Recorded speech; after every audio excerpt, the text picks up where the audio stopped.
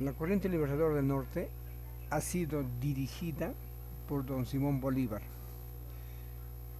Como antecedente podríamos decirles que el gobierno de Torre Tagle, que fue establecido en el Congreso de 6 de agosto del año 1823, este Congreso elige como presidente de la República al Marqués de Torre Tagle, destituyendo al primer presidente del Perú, en este caso a don José de la Riva Agüero. Una vez que Rivagüera es destituido por Torre Tagle, por el Congreso, este desconoce ese mandato supremo y se mantiene rebelde. Y el Congreso envía una comisión encabezada por Olmedo y Sánchez Carrión para invitar a Bolívar a que venga a nuestro país, a nuestra patria, el Perú, porque había un vacío político, había un caos, con un presidente que había sido destituido, con un presidente que había sido nombrado, y esto amenazaba la estabilidad económica y política en nuestro país. Y también teníamos por otro lado a los realistas españoles que intentaban eliminar la independencia del Perú. Entonces, en esta circunstancia es que llega Simón Bolívar al Perú, invitado por el Congreso peruano, a diferencia de San Martín que había venido solo, sin invitación. Pero eso no resta su contribución a la independencia del Perú. Hoy vamos a hablar de Bolívar. Simón Bolívar llega a nuestro país el 1 de septiembre del año 1823, después de haber independizado a los países de Venezuela, Colombia y Ecuador. Para lograr la independencia de esos tres países, porque ya habían sido independientes, nacían tres nuevos países que antes habían sido colonia, y libera tres batallas. La batalla de Carabobo para independizar Venezuela, la batalla de Boyacá para independizar Colombia y la batalla de Pichincha para independizar el Ecuador. De tal manera que el 2 de septiembre de 1823 el Congreso de la República del Perú le otorga a don Simón Bolívar la suprema autoridad militar en toda la República del Perú.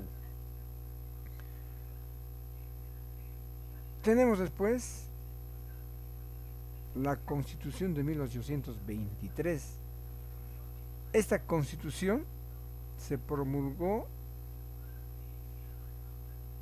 conformándose como la primera constitución de la historia del Perú, el 12 de noviembre de 1823. Era de tendencia liberal, pero establecía la república. Tenía la influencia de uno de los precursores de la independencia del Perú, de don Faustino Sánchez Carrión. Es por eso que la historia del Perú reconoce a este precursor, a don Faustino Sánchez Carrión, como el padre de la República del Perú. En esta constitución se instituye que el presidente debe gobernar por 4 años. Debe ser elegido no por el pueblo, sino por el Congreso. Esta constitución prohibía la elección inmediata. Tenía todas las características de la constitución francesa.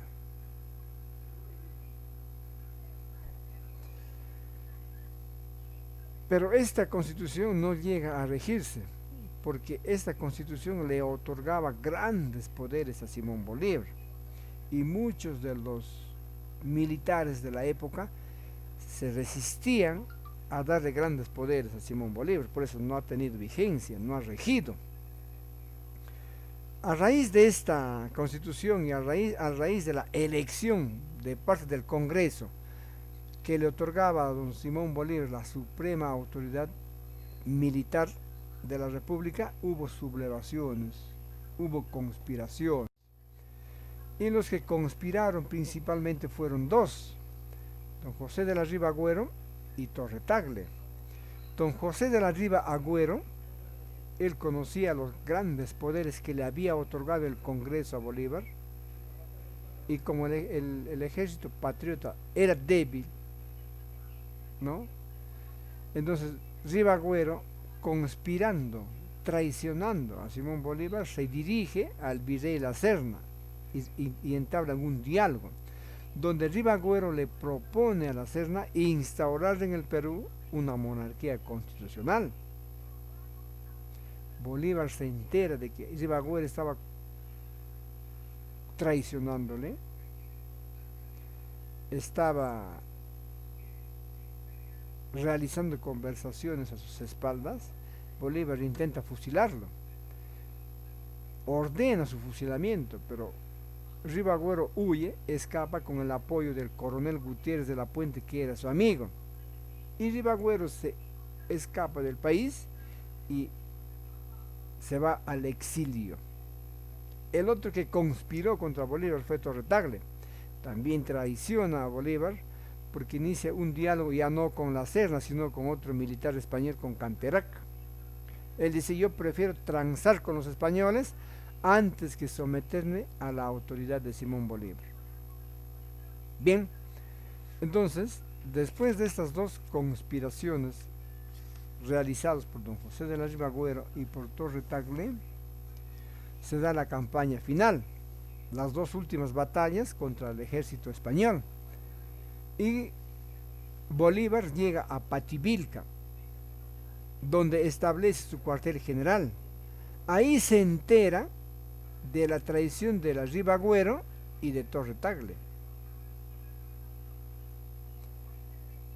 Lo que hace seguidamente Bolívar es que con mucho cuidado prepara un ejército conformado por 9.000 soldados. Eso ocurre en marzo de 1824.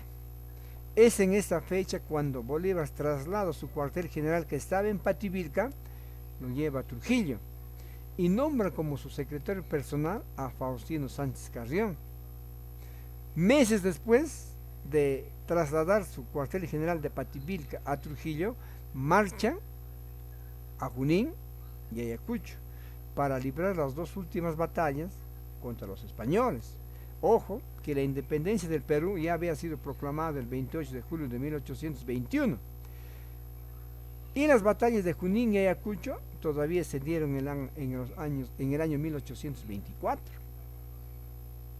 Ahora, la batalla de Junín se llevó a cabo el 6 de agosto de 1824, donde la caballería patriota estuvo al mando del militar argentino Mariano Necochea. Este militar, al frente del ejército patrio, se enfrenta al ejército español, que estaba comandado por Canterac. Esta batalla de Junín, el 6 de agosto de 1824, se desarrolló sin usar un arma de fuego, solo con sables, con espadas. Por eso esta batalla es conocida como la batalla sin humo, porque no se disparó armas. Las tropas peruanas salen victoriosos en esta batalla, gracias al apoyo de los húsares de Junín, que estaban comandados por el militar Isidro Suárez. Esta batalla solo duró 45 minutos, donde los realistas son derrotados y estos vencidos se retiran, se van, abandonan el campo de batalla. Es cuando organizan la última batalla, la batalla de Ayacucho, el 9 de diciembre de 1824. La última batalla. Los realistas, los españoles, estaban al mando del virrey La Serna. Estos se prepararon en Ayacucho para esta última batalla. Ambos ejércitos, el ejército patriota y el ejército español, se enfrentan en las pampas de la Quinua, en las faldas del cerro Condorcunca. Quien comandaba el ejército patrio era don Antonio José de Sucre, y el ejército español estaba comandado por el mismo virrey La Serna. El ejército patrio sale victorioso, con apoyo de los montoneros ayacuchanos. Entonces, luego de esta batalla, se firma un documento que se denomina la Capitulación de Ayacucho. ¿Quién representaba en la firma de este documento al ejército patriota? El mariscal Antonio José de Sucre. Y por el ejército español estaba Canterac. y llegan a los siguientes acuerdos. Y estos acuerdos a mí me parecen sinvergüenzas. Fíjense, ¿qué es lo que exige el ejército español? En primer lugar, España reconoce la independencia de América y del Perú. El ejército patriota tenía que entregar las plazas realistas a las autoridades. Perú tenía que pagar una indemnización de guerra a España, ¿no? ¿Qué tal sinvergüencería, no? Se habían llevado tanto oro, tanta plata, han explotado el Perú durante casi 400 años y todavía pedían una indemnización de guerra. Y Sucre acepta pagar esa indemnización de guerra. Y pedían a los españoles que se respeten los rangos y los privilegios de los oficiales españoles. Y Mariscal Sucre acepta respetarlos. Encima, y como último, el último acuerdo de esta capitulación, el Perú tenía que pagar los gastos de retorno de los españoles a su país. El Mariscal Sucre acepta. Y luego de esta firma de ese documento, los españoles se van del territorio peruano.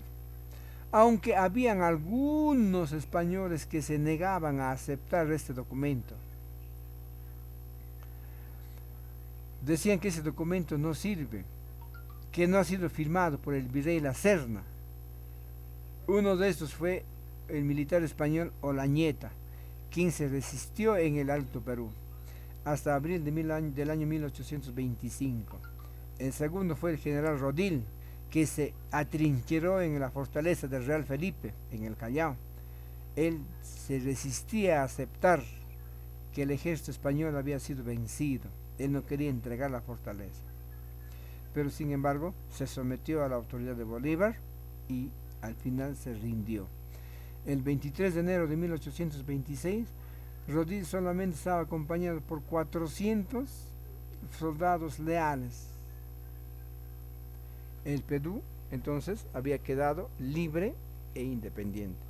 Muchachos, tienen ustedes que resolver la retroalimentación de la página 97 de su libro, de la página 98, el cuadro de la página 99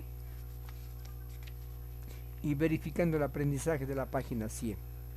Hasta ahí vamos a trabajar, jóvenes, y muchas gracias. Nos vemos la próxima clase.